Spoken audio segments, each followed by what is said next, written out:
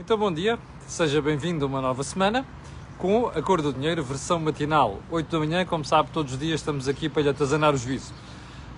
A Cor do Dinheiro do dia 9 de novembro do ano da graça de 2020. Olha, como o fim de semana foi recheado e como nós temos muita matéria pela frente, vamos rapidamente tentar passar ou cobrir a agenda de hoje. Desculpa acertar aqui a câmara e sobretudo os reflexos. Bem, para onde é que vamos começar? Naturalmente pelo período de ordem do dia. E vamos começar pelo decreto do estado de emergência. Bem, o estado de emergência era um segredo mal guardado. A partir do momento em que o governo foi preparando o país e a população para este facto e a partir do momento em que nós tivemos a intervenção do Sr. Presidente da República. Primeiro ponto, a intervenção do Presidente da República não valeu nada, rigorosamente nada. Não acrescentou nada, não sossegou ninguém, limitou-se a repetir uma série de lugares comuns e aquelas coisas de princípios gerais que normalmente o professor Marcelo Rebelo de Sousa costuma passear pelo país, seja no discurso, seja nas aparições públicas. Portanto, não acrescentou rigorosamente nada àquilo que nós sabíamos e, sobretudo, já estávamos avisados desde a semana passada que o comportamento seria este, que a evolução seria esta. Como sabe, o Governo começou por fazer anúncios, apelando à boa vontade, preparando o país com o decreto de estado de emergência para medidas mais duras. Essas medidas duras chegaram no sábado pela voz do Sr. Primeiro-Ministro. Já lá vamos a elas. Há uma pergunta no ar que aliás, fica no ar, que é, depois de tudo o que ouvimos, desde o anúncio do Presidente da República até às medidas anunciadas pelo Primeiro-Ministro, há uma pergunta que fica no ar, que é, isto é um estado de emergência light? Bom, eu sei que o confinamento não é total e, sobretudo, não é tão duro do ponto de vista stay at home, não é? Como o da primeira vaga. Mas, desculpem, há uma série de restrições que são acrescentadas no decreto de estado de emergência que configuram tudo menos um estado de emergência light. Ponto seguinte. A lata de Ana Gomes sobre os Açores, sobre a constituição do novo governo regional açoriano. Ana Gomes diz que quer ouvir o Sr. Presidente da República sobre aquilo que é o acordo feito à direita para governar os Açores. É preciso uma lata muito grande por parte de Ana Gomes. Como sabem, eu tenho simpatia pessoal por ela, até acho que ela faz falta nestes combates ideológicos, mas há uma coisa que eu não suporto, é gente com falta de memória. Seja porque são distraídos, seja porque têm mesmo uma lata muito grande, e eu acho que Ana Gomes está nesse grupo. Então, porquê é que nós não ouvimos a doutora Ana Gomes pronunciar-se sobre a geringonça à esquerda em 2015? A resposta é muito simples, porque ela estava de acordo com a geringonça, porque ela está mais à esquerda, dentro do Partido Socialista, e porque lhe dava jeito haver um acordo que juntasse as esquerdas. Ora, a doutora Ana Gomes, sendo esta a explicação, não é? Precisa de explicar ao país porque é que acha que partidos que estão mais à direita têm direitos diferentes dos partidos que estão mais à esquerda. Bom, tontices, dizem todos. Como diz o Chega também, aquelas histórias da cristalção química, não sei o quê, aquela idiotice daquele delegado ao Congresso, ou lá o que era aquilo, a falarem em tirar os ovários às mulheres. Bom, mas a verdade é que a extrema-esquerda dizem também disparates. Já agora, eu gostava muito de ver a doutora Ana Gomes pronunciar-se sobre porque é que os partidos que fazem parte da geringonça não denunciam as Coreias do Norte, as Venezuelas, as Cubas. Pelo contrário, dormem com aquela gente e apoiam aqueles ditadores. Portanto, se é para a doutora Ana Gomes começar a pronunciar-se sobre questões no mais extremo da direita, é bom que se pronuncie também sobre questões no mais extremo à esquerda. Mas já percebeu que isto é vontade de entalar o Sr. Presidente da República, porque ela sabe perfeitamente que ao dizer isto vai estar sujeita a críticas deste género que eu estou a fazer. Ponto seguinte. O Dr. Carlos César é uma pessoa sem vergonha na cara. É a única questão que eu posso, é a única forma como posso abordar aquilo que foi o tweet dele no fim de semana. Aqui é assim. Carlos César, que vergonha! São capazes de tudo. Até de se ajoelharem em frente ao diabo. Acordo PSD/Chega. Não está evidentemente em causa a legitimidade parlamentar para fazer governo. O que ficou em causa foi a posição do PSD na vida política regional e nacional ao acolher na sua esfera a extrema-esquerda. Ora, eu lembro-me desta foto do Dr. Carlos César com um olhar absolutamente tutelar sobre António Costa, com a mãozinha à direita com uma caneta, e a camarada Catarina Martins à esquerda. E depois aquele rapaz ali, Jorge Costa, do Bloco, ali à esquerda também, com o segundo olhar tutelar. Ora, deixem-me fazer uma pergunta. O que é que este indivíduo que presenciou isto, o que é que este indivíduo está tão preocupado agora e, sobretudo, dizer que, utilizar expressões como que vergonha, são capazes de tudo, então não foi o partido dele que normalizou a extrema-esquerda? Foi, não foi? Bom, já percebeu. Realmente, na política portuguesa, as pessoas não têm vergonha na cara. E há uma pessoa que eu tenho particularmente colocada neste quadro de honra dos sem vergonha na cara, que se chama Carlos César. Bom, vamos seguir para ponto seguinte. Vamos lá então. Onde é que isto está? Os protestos da restauração e do comércio face à declaração de estado de emergência têm toda a razão. Repare, recolher obrigatório das 23 às 5 da manhã, durante a semana. Recolher obrigatório das 13 às 5 da manhã, no fim de semana. O fim de semana é tradicionalmente a data, ou melhor, a altura, em que as pessoas saem para almoçar ou jantar, vão dar uma volta às esplanadas, aos cafés, vão à praia, não é? Vão passear, consomem, vão aos supermercados, vão de fim de semana passear. Portanto, é natural que esta malta esteja incomodada e muito preocupada com o estado de emergência. Como vamos ver a seguir, eu tenho muitas dúvidas que algumas destas medidas de apoio que o Governo está a dizer que vai criar sejam suficientes para ajudar o setor, mas vamos guardar isso para daqui a bocadinho. Ponto seguinte, um assunto muitíssimo delicado, que é meter-me com a Igreja, que é o senhor Bispo do Porto, Dom Manuel Linda. Eu lembro que aqui há uns tempos critiquei violentamente este senhor aqui, mas foi mesmo violentamente por causa de uma intervenção que ele teve a propósito dos centros comerciais. E então o que é que disse o senhor Dom Manuel Linda desta vez? Aliás, eu começo a pensar que o Dom Manuel Linda não acerta uma. Já foi uma vez por causa dos centros comerciais, aqui há 2 semanas foi por causa daquele atentado em Paris, com a degola do professor, em que o tweet dele, ou a intervenção pública dele, já deixou ali assim algumas dúvidas. Mas o deste fim de semana é uma coisa de ir às lágrimas pelo disparate. Então eu vou ler. Todas as empresas têm responsabilidades sociais.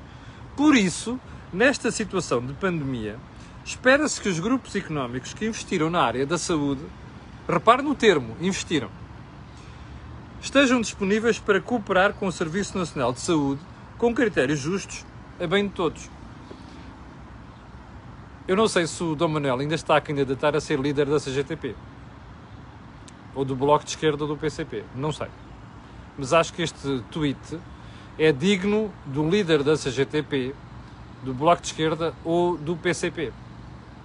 Primeiro, o Bispo do Porto tem a obrigação de ter juízo, porque ele não ouviu até agora rigorosamente nada por parte dos grupos privados de saúde, e eu não sou pago por nenhum deles, ok? A dizer que não cooperava com o Serviço Nacional de Saúde. O Bispo do Porto tem a obrigação de saber que os privados puseram desde o início colaborantes com aquilo que pudesse ser um plano de combate à pandemia.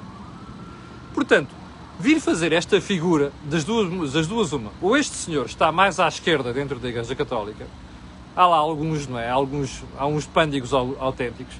Dom Januário é um desses exemplos. Bem, aquele antigo Bispo de Setúbal era outro, que de vez em quando tinha assim mexidas inacreditáveis, mas enfim, já estamos habituados às vezes a certos disparates por parte da malta que está na Igreja Católica. Eu sou católico, atenção, mas este é inacreditável, porque dá a sensação que os grupos privados até agora já manifestaram que estão preocupados com o lucro. Eu não sei se percebeu, mas este tom deste tweet é o mesmo de Catarina Martins. Se nós tirássemos aqui o título de Dom Manuel Linda e puséssemos só um conteúdo, vocês ficarem a pensar, deve ter sido a Catarina que disse isto. Ora, isto é um disparate completo. E já agora, convinha lembrar ao Sr. Bispo do Porto que uma coisa é cooperar, outra coisa é ser ameaçado frequentemente das duas uma. É pá, se for preciso, a gente vai lá requisitar. Não é assim, Sr. Bispo do Porto. O requisitar é de 1975.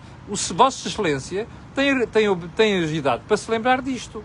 O que está aqui em causa é a forma como o Estado se relaciona com os privados. Ora, com o pau na mão, ameaçar com requisições, quando já se tinha falado de planos com antecedência para lidar com a pandemia e que o Estado esteve a marimbar para isso, ao Sr. Bispo do Porto, vá ler a entrevista que o especialista hoje em saúde pública dá ao público, que é para perceber os erros que o Governo cometeu nesta área. E já agora, se quer pronunciar sobre isto, não pise o mesmo caminho que o Governo pisou. Convinha que se lembrasse que, primeiro, isto devia ter sido planeado com tempo e, em segundo lugar, as coisas fazem-se negociando, não é impondo, não é? E, sobretudo, dando a sensação de que, que eles gajos estão preocupados com o lucro e deixam-me lá dar uma paulada neles, não é? Fica aqui um recado. Bem, isto não foi um trabalho nem um serviço feito a ninguém. O país não beneficiou com este tweet. Ponto seguinte. E devemos de voltar a esta história, que eu acho que não é a última vez que vamos tratar deste assunto. Ponto seguinte. A vitória de Joe Biden nos Estados Unidos. Nos últimos dias ficou claro que Joe Biden ia mesmo ganhar as eleições. Eu só quero pedir àqueles em Portugal, autores das teorias da conspiração, alguns deles vieram mandar umas piadas no meu moral e não sei das quantas, como a Karina Simões, não sei quantos, irregularidades dos Estados Unidos. Eu até agora não vi nenhum tribunal, nenhuma instância pronunciar-se contra aquilo. Donald Trump era um idiota, ponto final. Fez coisas boas na área da economia, fez. Era um idiota. Eu que sempre votaria, se fosse americano, nos republicanos, desde Ronald Reagan, nunca votaria num idiota destes, percebe? O presidente Bush, o filho, que para mim já fez umas idiotices, não votou nele no primeiro mandato, não votou agora, e foi claro dizer assim, meus senhores, ganhou, aceite a derrota. Estes negacionistas em Portugal e autores da teoria da conspiração talvez valesse a pena aprenderem alguma coisa com isto, e já aprenderem outra coisa, que é, vamos estudar a Constituição americana, vamos estudar o constitucionalismo americano. Os Estados Unidos têm instituições mais do que suficientes para lidar com estas situações. Não é preciso sequer tribunais, mas se a coisa chegar a tribunais, a gente vai ver. Agora, a vitória parece-me tão clara neste momento que não vale a pena continuarem a fazer estas figuras. E uma coisa muito importante, gostei muito do discurso de Joe Biden, porque ele tem uma série de coisas em que é mau, mas teve a sageza de fazer um discurso de união, que era aquilo que Donald Trump nunca conseguiu fazer. Vamos ver agora como é que ele consegue, daqui para a frente, ultrapassar esta ferida que foi ter o povo americano partido ao meio. Último ponto nada. Vamos então à agenda de hoje, já com 13 minutos. Meu Deus. Então é assim. O secretário de Estado, José Mendes, aquele que advocou a minha censura e que aconselhou os meios de comunicação social a não me darem espaço, saiu do governo. Eu soube disto na sexta-feira à noite, vinha eu do Porto, do trabalho, quando soube da notícia, porque me telefonaram, e o que é que eu tinha a dizer sobre isto? Primeiro, vou repetir tudo aquilo que eu disse nas críticas que lhe fiz há 2 semanas. O senhor, não sei o que é que estava a fazer no governo, não lhe conheço nada de útil na sua atuação, e o senhor tinha a obrigação de ter juízo. Não se pode admitir que uma pessoa com idade para se lembrar da ditadura venha fazer apelo à censura nos meios de comunicação social. Primeiro ponto. Segundo ponto. Como eu disse na altura, ia ficar atento para perceber o que é que ia acontecer ao seu doutor José Gomes. José Gomes Mendes. E porquê? Porque não é admissível ter alguém no governo que advoga a censura. E também lhe disse aqui que se eu mandasse no governo, fosse primeiro-ministro, um membro do governo que me fizesse uma coisa daquelas, eu punha-o na rua na hora. Não é no dia seguinte, punha-o na rua na hora. Eu não sei quais são as razões de saída do Dr. José Mendes, do engenheiro José Mendes. Mas há uma coisa que eu quero dizer aqui. Fico muito feliz de saber que uma pessoa que advoga a censura sai do governo. Ok? Não, repito, não vou aqui arvorar-me em bom dizer que saiu por causa de mim ou das críticas que eu lhe fiz ou do que ele fez, não sei das coisas. Nada disso. Fico muito contente de saber que uma pessoa que advoga a censura foi corrido do governo. Ou saiu do governo. Segundo ponto que eu gostava de falar sobre isto, sobre esta história, ainda que não falei na altura porque é à espera, para perceber as reações. Foi, não sei se reparou, mas aquilo foi um apelo claro à censura. Ora, eu esperaria que o sindicato de jornalistas tivesse vindo dar uma paulada uma idiotice daquelas. Não deu. Eu estou admirado? Não. O sindicato de jornalistas só abre a boca quando é coisas de gente de esquerda. Perdão, quando é coisas de gente de direita. Porque se forem coisas de gente de esquerda, não abre a boca. E, portanto, sempre que alguém de esquerda faz um disparate como aquele, o sindicato de jornalistas nem um pio, cala a boca. Para mim, isto é palhaçada. Não tem outro nome. Portanto, porquê? Porque o sindicato é suposto defender a liberdade. Não. O sindicato defende aquilo que lhe dá mais jeito. E o sindicato de jornalistas é uma estrutura situada à esquerda que tem medo de se pronunciar sobre estas coisas. Uns têm medo, outros têm outro problema, que é, estão de acordo com aquilo, percebe? É agendas de esquerda. Portanto, eu não posso deixar de denunciar aqui. Assim como não posso deixar de denunciar aquelas luminárias de jornalismo com J pequenino, não é com J grande, é com J pequenino, que nas últimas 2 semanas se calaram perante isto. Não está em causa o Camilo Lourenço. Não está em causa saber se eu entreguei a minha carteira de jornalista ou não e não a renovei, porque não me interessa, percebe? O que está, aliás, vou-lhe dizer uma coisa, para mim jornalista não é aquele que tem carteira. Para mim jornalista é aquele que faz a informação, percebe? Porque pode ter carteira e fazer disparates como uma série de jornalistas andam a fazer, inclusive escreverem para órgãos de comunicação social de esquerda e de extrema esquerda, e continuam jornalistas. Portanto, a questão não é essa. A questão é, não é admissível que as luminárias de jornalistas que passam a vida a defender tudo e mais alguma coisa, perante uma ameaça, perante o ataque à imprensa, que é o que aquilo é, tenham vindo calar-se nos últimos dias. Houve exceções? Claro que houve. João Miguel Tavares, do Público, um grande abraço para ele. Como sabem, eu gosto muito de João Miguel Tavares. É um defensor da liberdade, um tipo com muito bom senso. O meu diretor do Jornal de Negócios, André Veríssimo, e também o António Costa, diretor do ECO. Olha, para estes, uma grande achapelada. Para os outros, shame on fucking you. É mesmo assim. Ponto seguinte. Vamos lá às medidas do estado de emergência. São justas e são equilibradas? Não. Era preciso fazer qualquer coisa? Era. É assim que se faz? Não. Já pareço Marcelo, não é? Bom, então vamos lá isto. Há uma coisa, eu estava a ouvir o Primeiro-Ministro e a dizer assim, caramba, eu estou espantado. Às vezes dá-me a sensação que esta maltinha não pensa no que está a dizer. Em primeiro lugar, limitações das 11 às 5 da manhã. Das 23 às 5 da manhã. Deixa-me lá fazer uma pergunta. Então a maior parte dos contágios não nos diz... Já agora só uma coisa, parece-me que aquele gráfico que o Sr. Ministro publicou ou divulgou naquela apresentação está errado. Segundo mandou o empresário, faltam ali 5%. Oh malta, vão lá ver aquilo. Pode ser que haja ali um erro, convém corrigir. Mas voltamos a isto. O que nos andam a dizer é que 68% dos contágios são dentro das famílias. Então, isto quer dizer que os contágios provêm da malta que anda a passear das 23 às 5 da manhã. Eu tenho as maiores dúvidas. Há uma festarola aqui dos universitários, há um ajuntamento ali, mas é daí mesmo que vem a maior parte dos contágios. É que, repara uma coisa, para haver contágios dentro da família é preciso que alguém traga o vírus para dentro da família. É nesses sítios que isto é apanhado? Bom, eu tenho dúvidas, mas pronto, até admito que a malta, neste aspecto, saiba mais do que eu. Bom, qual é o ponto seguinte? Fins de semana. A restrição é idiota. E é duríssima. Vamos lá ver. Das 13 horas até às 5 do dia seguinte, de sábado até às 5 do dia domingo, a malta não pode circular. Sei lá, a não ser por questão de emergência, a não sei das quantas. Já lá vamos depois àquelas coisas das exceções. Espera aí. A ideia então é levar as pessoas que saíam de casa depois das 13, que iam aos restaurantes, que iam às igrejas, que iam passear, que iam aos supermercados, é pegar nesta malta e dizer assim, encafuem-se nesses sítios todos até às 13, ou seja, durante a manhã de sábado. Isto faz algum sentido? O que é que nos andam a dizer? Distância social. Então, há distância social se nós concentrarmos as pessoas na parte da manhã? Quem é que pensa estas coisas? Depois vão dizer, também, mas há umas exceções. Mas quais exceções? O problema é que este governo faz uma série de porcarias, percebe? Toma uma série de decisões e depois há exceções. Não pode ir? Não. E se for? Não acontece nada. Então, mas a lei diz? Diz. Então, pode-se fazer? Pode-se. Percebe? Isto é este governo. Lembra-se do sketch, dos gatos fedorentos, aqui há uns anos, caso da história do aborto? A mesma coisa aqui. Bom, Como você já reparou, alguém deve ter pensado nisto, depois de ter feito o disparate. Então o que é que ontem vieram dizer?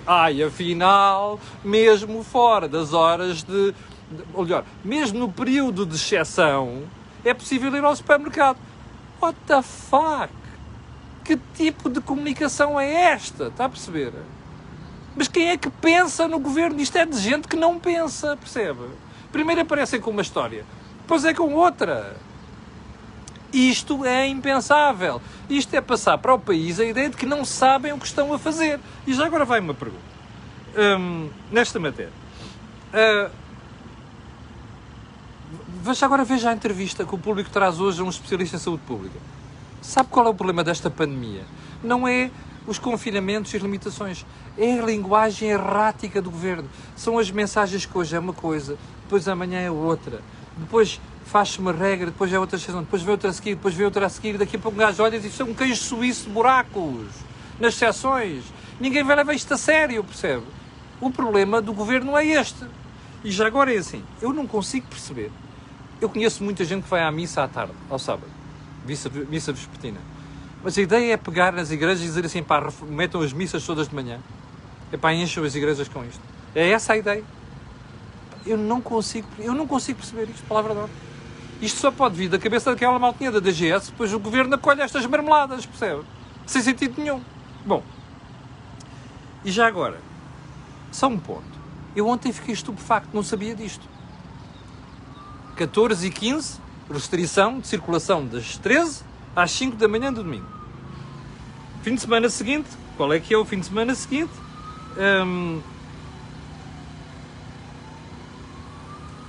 Espera aí, que é para não me enganar, está bem? Exatamente, fim de semana seguinte. 21 e 22, há restrições das 13 às 5 do domingo. Mas depois do fim de semana seguinte, que é 28 e 29 de novembro, não há restrições. Isto quer dizer que o Governo acha então que numa semana e meia a coisa vai alterar? Ou é outra coisa? No fim de semana de 28 e 29 de novembro, há o Congresso do PCP. É por isto? Olha, eu vou-lhe dizer uma coisa. Sim, senhor, eu acho que é por isto. Isto é António Costa e o Partido Socialista a fazerem fretes ao PCP. E a Direção-Geral de Saúde também. Como já fizeram no passado. Percebe? Eu não consigo perceber. O próximo fim de semana tem restrições. Já me tramaram o trabalho, que eu trabalho ao fim de semana também. No outro fim de semana há restrições. Mas no outro a seguir já não há. Epá, olha, vão dar uma volta ao bilhar grande. Eu perco o respeito pelo Governo e por todas as autoridades de saúde com estas marmeladas. Eu perco o respeito, porque eu não acredito que numa semana e meia seja suficiente, que é para darem a volta ao problema, ao texto. Porque, segundo ouvi dizer, é lá em cima no norte está mesmo no limite. Os cuidados intensivos. Aqui está a meio. No sul está tudo bem. No centro está tudo bem. Não dá para acreditar nisto. Já fico preocupado com a história de não se entendem quando pôr os doentes a circular de hospitais para hospitais, não sei das quantas, acordaram tarde para o problema dos velhotes, estão nos hospitais, não têm para onde ir e essas coisas todas. Agora, isto é absolutamente impensável. Isto é a imagem de descoordenação que este Governo passa. Bom, e já vamos com 24 minutos desta brincadeira. Bem, vamos ficar por aqui. Vamos à questão dos Açores, o resto vamos deixar para amanhã. Já vamos com 24 minutos desta brincadeira. Bom, são 9.200 pessoas em direto. Eu quero agradecer às pessoas que estão em direto. Quero pedir a estas pessoas e a outras aquilo que peço sempre, que é colocarem um gosto e fazer partida nas redes sociais. Já percebeu porquê? Aquilo que houve aqui, não houve mais sítio nenhum. 3 alertas. Think Tank amanhã. Mel Talks quinta-feira. Eu, se calhar hoje, amanhã vou fazer uma entrevista com este colega meu nos Estados Unidos para perceber um bocadinho como é que fica o panorama político americano depois desta brincadeira. Para o final, fica aquele pedido de sempre, além de colocar um gosto e fazer partida nas redes sociais, é lembrar uma coisa. Aquilo que você ouve aqui, não ouve mais sítio nenhum. Só mais um pormenor. Este programa e este canal passaram a ter o patrocínio e a parceria com a Prozis. Em breve, irei dar novidades sobre isso. Obrigado, com licença, e até amanhã, às 8 horas aqui para lhe atazanar o juízo. Com licença.